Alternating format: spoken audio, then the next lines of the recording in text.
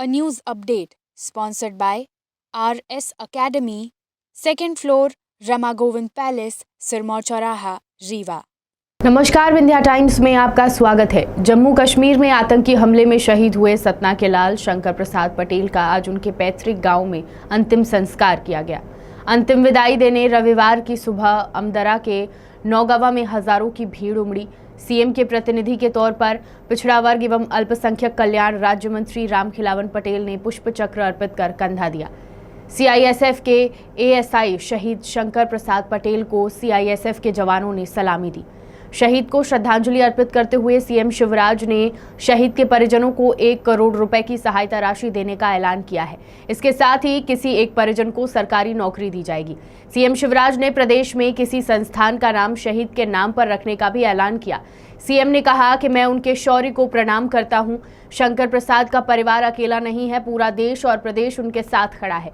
शहीद के परिवार को 1 करोड़ की सम्मान निधि, परिवार से चर्चा कर एक सदस्य को शासकीय सेवा में लेने और गांव में शहीद की प्रतिमा लगाने का काम किया गया है। सुनिए सीएम शिवराज ने क्या कहा। मैं अमर शहीद शंकर प्रसाद पटेल के चरणों में श्रद्धा के सुमन अर्पित करता हूं। उन्होंने असाधारण शौर्य का प्रदर्शन किया। जम्मू में आतंकवादियों से लड़ते हुए सुजमामा सेक्टर में 2 आतंकवादियों को मार गिराया और फिर लड़ते लड़ते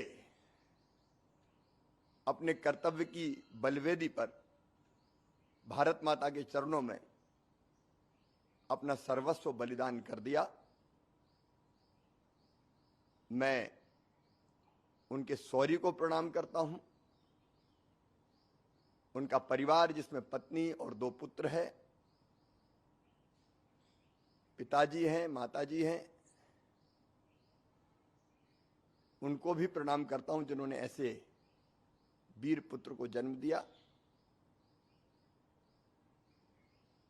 परिवार के साथ पूरा प्रदेश खड़ा है। शंकर प्रसाद पटेल केवल एक परिवार के बेटे नहीं है, वो पूरे देश के बेटे हैं, पूरे प्रदेश के बेटे हैं। प्रदेश की और देश की जनता उनके साथ खड़ी है। इस असाधारण शौर्य के लिए, देश के लिए सब कुछ न्योछावर कर देने के लिए इसकी कोई कीमत वास्तव में नहीं होती। उनको प्रणाम ही किया जा सकता है, लेकिन परिवार को 1 करोड़ रुपए की सम्मान निधि से सम्मानित किया जाएगा। परिवार के सदस्यों से चर्चा करके परिवार के एक सदस्य को शासकीय सेवा में लिया जाएगा।